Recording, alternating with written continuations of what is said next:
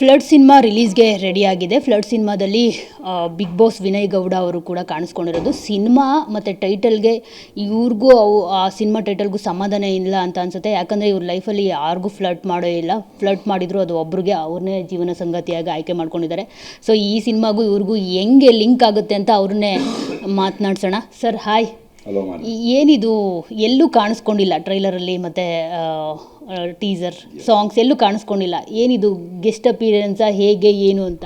ಇಲ್ಲ ಅಂದರೆ ನನ್ನ ಕ್ಯಾರೆಕ್ಟ್ರು ಡಿಸ್ಕ್ಲೋಸ್ ಮಾಡಿದ್ರೆ ನಿಮ್ಗೆ ಸಿನಿಮಾ ಗೊತ್ತಾಗ್ಬಿಡುತ್ತೆ. ಸೊ ಅದ್ರ ಬಗ್ಗೆ ಹೇಳೋಂಗಿಲ್ಲ, ಅದಕ್ಕೆ ಎಲ್ಲೂ ಕಾಣಿಸ್ಕೊಂಡೂ ಇಲ್ಲ.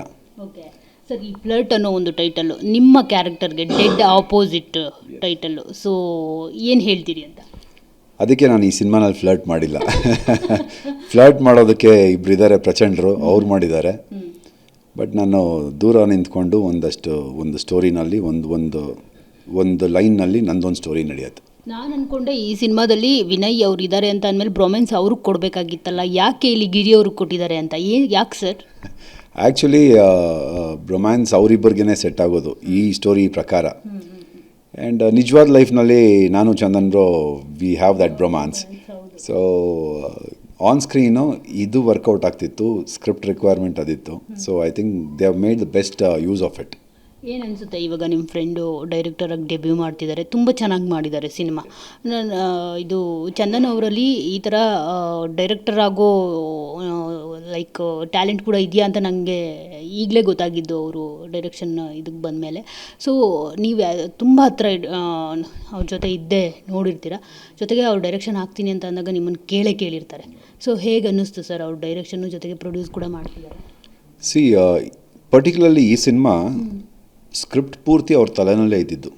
ಎಲ್ಲೆಲ್ಲಿ ಯಾವ್ಯಾವ ಕ್ಯಾರೆಕ್ಟರ್ ಬರುತ್ತೆ, ಎಲ್ಲೆಲ್ಲಿ ಯಾವ್ಯಾವ ಸೀನ್ಗಳು ಬರುತ್ತೆ, ಶೂಟಿಂಗ್ ವೈಸ್ ನಮ್ಮ ಸ್ಟೋರಿ ಎಷ್ಟಿದೆ ಅಷ್ಟು ಮಾತ್ರ ನಮಗೆ ಎಕ್ಸ್ಪ್ಲೈನ್ ಮಾಡಿ ಅದಕ್ಕೆ ಏನು ರಿಕ್ವೈರ್ಮೆಂಟ್ ಇತ್ತೋ ಆ ರಿಕ್ವೈರ್ಮೆಂಟ್ನಲ್ಲಿ ಆ್ಯಕ್ಟಿಂಗ್ ತೆಗ್ಸಿರೋವಂಥ ಡೈರೆಕ್ಟರ್. ಫಸ್ಟ್ ಟೈಮ್ ಡೈರೆಕ್ಷನ್ ಮಾಡಿದ್ದಾರೆ ಅನ್ನೋದು ಇಟ್ ಈಸ್ ಲೈಕ್ ಆಶ್ಚರ್ಯ ಆಗುತ್ತೆ, ಅಷ್ಟು ಪ್ರೊಫೆಷ್ನಲ್ ಆಗಿ ಮಾಡಿದ್ರು. ಆ್ಯಂಡ್ ಸಿನಿಮಾನೂ ಅಷ್ಟೇ, ಸಿನಿಮಾ ಸ್ಕ್ರಿಪ್ಟ್ನ ತುಂಬ ಟೈಟಾಗಿ ಕೂರಿಸಿದ್ದಾರೆ. ನಿಮಗೆಲ್ಲೂ ಒಂದು ಕಡೆ ಲ್ಯಾಗ್ ಆಗುತ್ತೆ ಅಥವಾ ಬೋರ್ ಆಗುತ್ತೆ, ಇದೇನಕ್ಕಿತ್ತು, ಇದು ಬೇಡದಿತ್ತು, ಇದು ಯಾಕಿತ್ತು, ಇದು ಯಾಕೆ ಹೀಗಾಯಿತು ಅನ್ನೋ ಸೀನೇ ಇಲ್ಲ. ನೋಡಿದ್ದೀರಾ ಆಲ್ರೆಡಿ ನೀವು? ನೀವು ಕಂಪ್ಲೀಟ್ ಸಿನಿಮಾ ನೋಡಿದ್ರೆ ನೀವು ನೋಡಿರೋ promo it is just not even 10 to 15%. ಸಿನಿಮಾನಲ್ಲಿ ನಿಮಗೆ ಎಂಡ್ ಟು ಎಂಡ್ ಎಂಟರ್ಟೈನ್ಮೆಂಟ್ ಇದೆ, ಎಂಡ್ ಟು ಎಂಡ್ ಟ್ವಿಸ್ಟ್ಗಳಿದೆ, ಒಂದು ಲವ್ ಇದೆ, ಫ್ಲರ್ಟ್ ಇದೆ, ಆ್ಯಂಡ್ ಒಂದಷ್ಟು ಆ್ಯಕ್ಷನ್ ಇದೆ. You should watch, it's complete entertainment cinema. ಒಂದು ಟ್ವಿಸ್ಟ್ ಇದೆ, ಸಾಕಷ್ಟು ಟ್ವಿಸ್ಟ್ ಇದೆ ಅಂತ ಹೇಳಿದ್ರೆ ನೀವು ಅದರಲ್ಲಿ ಒಂದು ಟ್ವಿಸ್ಟ್ ಆಗಿರ್ತೀರಾ ಅಂತ? ಎಸ್, ನಾನು ಅದರಲ್ಲಿ ಟ್ವಿಸ್ಟ್ ಆಗಿ ಇರ್ತೀನಿ ಆ್ಯಂಡ್ ಟ್ವಿಸ್ಟ್ ಆಗೋಗಿರ್ತೀನಿ. ಓಕೆ, ಈ ಥರದ್ದೊಂದು ಅಂದರೆ ಪ್ರಸ್ತುತ ಸಮಾಜದಲ್ಲಿ ನಡೀತಿರೋ ಒಂದಷ್ಟು ಘಟನೆಗಳೇ ಈ ಸಿನಿಮಾ ಅಂತ ಯಾರೋ ಒಂದು ಕಮೆಂಟ್ ಹಾಕಿದರು. ಸೊ ಅಫ್ಕೋರ್ಸ್ ಈ ಥರ ಫ್ಲರ್ಟು, ಹನಿ ಟ್ರ್ಯಾಪು, ಮನಿ ಟ್ರ್ಯಾಪು ಎಲ್ಲವೂ ಕೂಡ ಸದ್ಯದಲ್ಲಿ ನಡೀತಾ ಇದೆ. ಸೊ ಈಗ ಎಷ್ಟು ಕನೆಕ್ಟ್ ಆಗುತ್ತೆ ಸರ್ ಈಗಿನ ಸಮಾಜಕ್ಕೆ ಇದು? ನೋಡಿ, ನೀವು ನೋಡ್ತಾ ಇರೋಂಗೆ ಈ ನಡುವೆ ನಾನು ನಿಮ್ಮ ನ್ಯೂಸ್ ಚಾನಲ್ಗಳನ್ನೇ ನೋಡ್ತಿರ್ತೀವಿ. ಯಾವುದೋ ಒಂದು ಪೆನ್ ಡ್ರೈವ್ ಕೇಸು, ಇನ್ನೊಂದು ಯಾವುದೋ ಒಂದು ದುಡ್ಡು ತೊಗೊಂಡು ಮೋಸ ಮಾಡಿದ್ರು, ಅಥವಾ ಇನ್ನೊಂದು ಯಾವುದೋ ರಿಲೇಷನ್ಶಿಪ್ನಲ್ಲಿದ್ವಿ, ಇದಾಯಿತು ಅದಾಯಿತು, ಇದೆಲ್ಲ ತುಂಬ ನೋಡ್ತಿದ್ದೀರ. ಇದಿಷ್ಟೂ ಈಗಿಂದಲ್ಲ, ತುಂಬ ಕಾಲಗಳಿಂದ ನಡ್ಕೊಂಡು ಬಂದಿರೋದು. ಈಗ ತುಂಬ ಆ್ಯಕ್ಸಸ್ ಇರೋದಕ್ಕೆ ಮೀಡಿಯಾಗೆ ಇದೆಲ್ಲ ಮುಂದ್ಗಡೆ ಬರ್ತಾಯಿದೆ. ಸೊ ಇದಿಷ್ಟನ್ನು ಒಂದು ಕಡೆ ಹಾಕಿ ಒಂದು ಸಿನಿಮಾನಲ್ಲಿ ಹಾಕಿ ಅದರಲ್ಲಿರೋವಂಥ ಎಂಟರ್ಟೈನ್ಮೆಂಟು, ಅದರಲ್ಲಿರೋವಂಥ ಒಂದು ಔಟ್ಪುಟ್ನ ನಿಮಗೆ ತೋರಿಸಿದಾಗ you will feel entertained.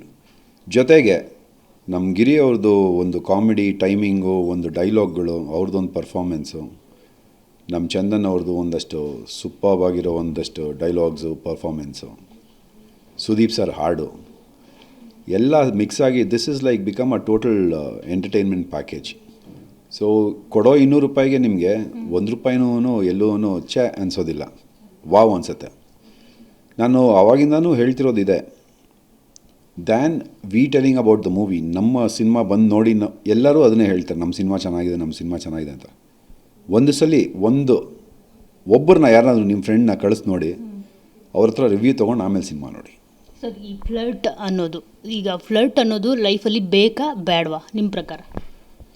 C flirt is very much required. ಹೆಂಗೆ ಅಂದರೆ there are different kind of flirting nature's. ಅಂದರೆ ಸೀರಿಯಸ್ ಆಗಿ ಫ್ಲರ್ಟ್ ಮಾಡ್ತಾರೆ ಕೆಲವರು ಜಸ್ಟ್ ಹೆಲ್ದಿ ಫ್ಲರ್ಟಿಂಗ್ ಮಾಡ್ತಾರೆ. ನಾಟ್ ಓನ್ಲಿ ದ್ಯಾಟ್, ನಾವು ಸ್ಟೂಡೆಂಟ್ಸ್ ಇದ್ದಾಗ ನಮ್ಮ ಟೀಚರ್ಸ್ ಜೊತೆ ಫ್ಲರ್ಟ್ ಮಾಡ್ತಿದ್ವಿ. ಸೊ ಫ್ಲರ್ಟ್ ಅನ್ನೋದಕ್ಕೆ ಒಂದೇ ಅರ್ಥ ಬರೋದಿಲ್ಲ.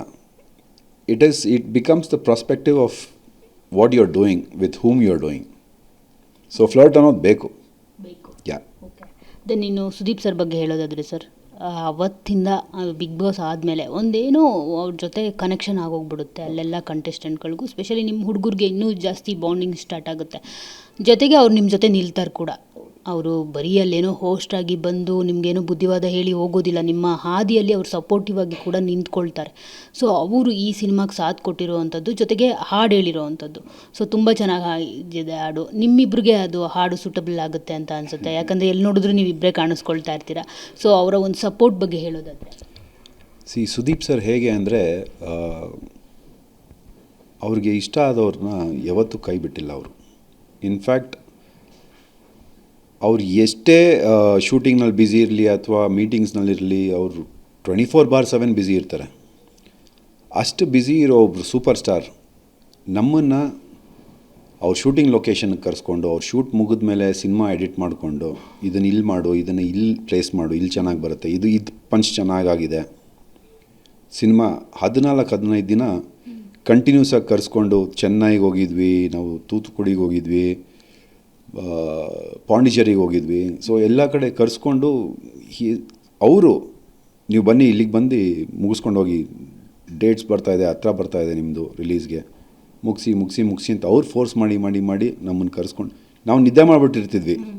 2 ಗಂಟೆ 3 ಗಂಟೆಗೆ ಬರೋವರು ಶೂಟಿಂಗ್ ಮುಗಿಸ್ಕೊಂಡು, ಎಬ್ಬರಿಸ್ಬಿಟ್ಟು ಬಂರೋ, ಏನಕ್ಕೋ ಬಂದಿದ್ದೀರಾ ಇಲ್ಲಿ ಎಡಿಟ್ ತಾನೇ ಬನ್ನಿರಿ ಅಂತ ಕರೆಸ್ಕೊಂಡು ಕೂರಿಸ್ಕೊಂಡು ಎಡಿಟ್ ಮಾಡಿ ಕಳಿಸೋರು. ಅಷ್ಟು ಸಪೋರ್ಟ್ ಮಾಡಿದ್ದಾರೆ. ಬೀಯಿಂಗ್ ಅ ಸೂಪರ್ ಸ್ಟಾರ್ ಅವ್ರ ರಿಕ್ವೈರ್ಮೆಂಟೇ ಇಲ್ಲ ಅದೆಲ್ಲ ಮಾಡಬೇಕು ಅಂತ. ಬಟ್ ಅವ್ರ ವ್ಯಕ್ತಿತ್ವ ಅಂಥದ್ದು. ಅವ್ರ ಸುತ್ತ ಇರೋರು ಬೆಳಿಬೇಕು ಅನ್ನೋದು ಅವ್ರಿಗೆ ತುಂಬ ಇಷ್ಟ.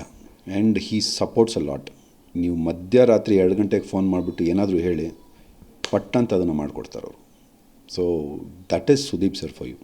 ಸೊ ಈಗ ನೀವು ಅವ್ರ ಜರ್ನಿಯಲ್ಲಿ ಒಬ್ಬರು ಆಗಿಬಿಟ್ಟಿದ್ದೀರಾ ನೀವು. ಸೊ ಹೇಗೆ ಬರ್ತಿದೆ ಸರ್ ಮಾರ್ಕ್ ಅಂತ? ನೀವು ಹೇಳಿದ್ರಿ ಈಗ ತೂತುಕುಡಿ ಅಲ್ಲೆಲ್ಲ ಹೋಗಿದ್ವಿ ಅಂತ ಹೇಳ್ಬಿಟ್ಟು. ಸೊ ನೀವೇನಾದರೂ ಇದ್ದೀರಾ? ಇಲ್ಲ, ಮಾರ್ಕ್ನಲ್ಲಿ ನಾನು ಮಾಡಿಲ್ಲ. But Mark, oh my God, ನೀವು ಆ ಸಿನಿಮಾನ ನಾನು ಡಿಸ್ಕ್ರೈಬ್ ಮಾಡೋದಕ್ಕೆ ಆಗೋದಿಲ್ಲ. ಹೆಂಗಿದೆ ಅಂದರೆ ಅದು ಸಿನಿಮಾ, ಐ ಥಿಂಕ್ ಸುದೀಪ್ ಸರ್ನು ನಾನು ಫಸ್ಟ್ ಟೈಮ್ ಆ ಥರ ಒಂದು ಪರ್ಫಾರ್ಮೆನ್ಸ್ ಆಗಲಿ, ಒಂದು ಡಾನ್ಸ್ ಆಗಲಿ ನೆಕ್ಸ್ಟ್ ಲೆವೆಲ್ ಮಾಡಿದ್ದಾರೆ. ಅಂದರೆ ಈ ವರ್ಷದಲ್ಲಿ ಸುಮಾರು ಸಿನಿಮಾಗಳು ಬಂತು. I am not comparing any movies. Mark will leave a mark in Sandalwood. Not only Sandalwood, ಇಡೀ ಇಂಡಿಯಾ ನೋಡುತ್ತೆ ಸಿನಿಮಾ. ಅದು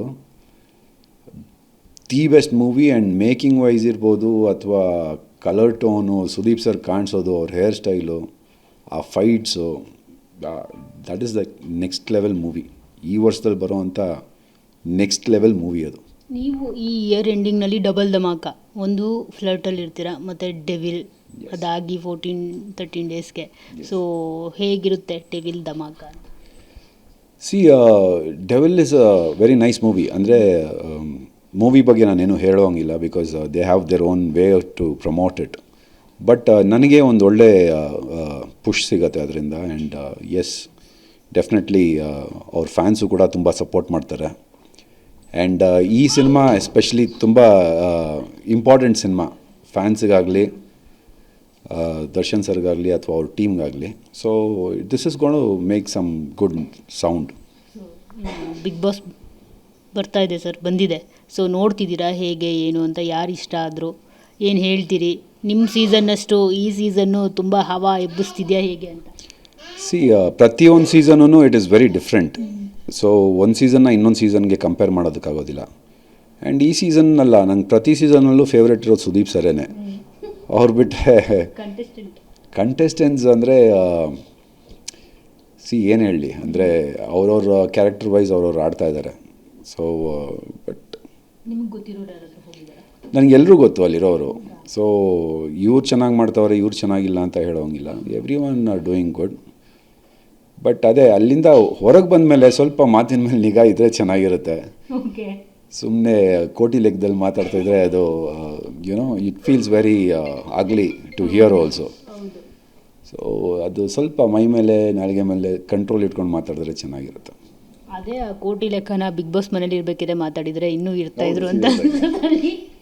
ಅಲ್ಲ, ಅಲ್ಲಿ ಅಟ್ಲೀಸ್ಟ್ ಇದನ್ನೇ ಅಲ್ಲಿ ಮಾಡಿದರೆ ಮೋಸ್ಟ್ಲಿ ಫಿನಾಲೆ ತನಕ ಕಂಟೆಸ್ಟೆಂಟ್ಸ್ ಇರೋರು. ಸೊ ನಿಮ್ಮ ಪ್ರಕಾರ ಟಾಪ್ 5 ಹೇಳಿ ಸರ್, ಯಾರು ಇಂಥವ್ರನ್ನ ಅಂತ? ಟಾಪ್ 5 ಅಂತ ನಾನು ಜಡ್ಜ್ ಮಾಡೋಕ್ಕಾಗಲ್ಲ, ಬಿಕಾಸ್ 50 ಡೇಸ್ ಆಗಿದೆ. ಇವಾಗ ನೋಡಿ ಸುದಿ ಅವ್ರು ಹೋಗ್ತಾರೆ ಟಾಪ್ 5ಗೆ ಅಂತ ಅಂದ್ಕೊಂಡಿದ್ವಿ, ಬಟ್ ಸಮಥಿಂಗ್ ವೆಂಟ್ ರಾಂಗ್. ತುಂಬ ಸೈಲೆಂಟ್ ಆಗ್ಬಿಟ್ರು ಅವರು. ಚೆನ್ನಾಗಿ ಆಡ್ತಿದ್ರು ಬಟ್ ಸಡನ್ನಾಗಿ ಸೈಲೆಂಟ್ ಆಗ್ಬಿಟ್ರು. ಸೊ ಐ ಥಿಂಕ್ ಆ ಹುಡುಗಿ ರಕ್ಷಿತಾ ಹೋಗ್ತಾಳೆ, ಗಿಲ್ಲಿ, ಆಮೇಲೆ ಅವರು ಅಶ್ವಿನಿ ಮೇಡಮ್ ಅವರು. ಇಷ್ಟು ನಾನು ಅಂದ್ಕೊಂಡಿದ್ದೀನಿ ಇಷ್ಟು ಟಾಪ್ 5ನಲ್ಲಿ ಇರ್ತಾರೆ ಅಂತ. ಇನ್ನು ಮಿಕ್ಕಿದವರು I think Dhanu also is good. ಟಾಸ್ಕ್ಗಳೆಲ್ಲ ಸಖತ್ತಾಗಿ ಮಾಡ್ತಾಯಿದ್ದಾರೆ. I think this many people I recognise them. Sir, ಇನ್ನು ಫ್ಲಡ್ 28 ರಿಲೀಸ್ ಆಗ್ತಾ ಇದೆ, ಸೊ ಏನು ಹೇಳ್ತೀರಿ ಅಂತ? ಎಂಟರ್ಟೈನ್ಮೆಂಟ್ ಟೋಟಲ್ ಪ್ಯಾಕೇಜ್ ಇದು. ಯಾರಾದರೂ ಸ್ಟ್ರೆಸ್ಸಾಗಿ ಒಂದು ಸಿನಿಮಾಗೆ ಹೋಗಬೇಕು, ಇವಾಗ ಥಿಯೇಟ್ರಿಗೆ ನೋಡೋದಕ್ಕೆ ಬರೋದು ತುಂಬ ಕಡಿಮೆ ಆಗಿದೆ. ಬಟ್ ಈ ಸಿನಿಮಾ ಥಿಯೇಟ್ರಲ್ಲಿ ಜನರ ಮಧ್ಯದಲ್ಲಿ ಕೂತ್ಕೊಂಡು ಆ ನಗು ಜೊತೆನಲ್ಲಿ ನಕ್ಕೊಂಡು ಎಂಜಾಯ್ ಮಾಡೋದಕ್ಕೆ apt cinema. And it is total comedy package. ಒಂದು ಎಲ್ಲನೂ ಇದೆ ಇದರಲ್ಲಿ. ಸೊ ಒಂದು ಫ್ಯಾಮ್ಲಿ ಆಗಿರ್ಬೋದು, ಇಲ್ಲ ಅಪ್ಪ ಮಗ ಆಗಿರ್ಬೋದು, ಅಮ್ಮ ಮಗಳಾಗಿರ್ಬೋದು, ಇಲ್ಲ ಅಪ್ಪ ಮಗಳಾಗಿರ್ಬೋದು, ಅಮ್ಮ ಮಗ ಆಗಿರ್ಬೋದು, ಎಲ್ಲರೂ ಜೊತೆನಲ್ಲಿ ಕೂತ್ಕೊಂಡು they can have fun and they will be entertained. Thank you madam. Thank you. So ನೋಡಿದ್ರಲ್ಲ, ಇದಿಷ್ಟು ವಿನಯ್ ಗೌಡ ಅವರ ಮಾತು. ಕ್ಯಾಮ್ರಾ ಪರ್ಸನ್ ಮುತ್ತುರಾಜ್ ಜೊತೆ ಮಂಗಳರಾಜ್ ಗೋಪಾಲ್, ಟಿವಿ9 ಬೆಂಗಳೂರು.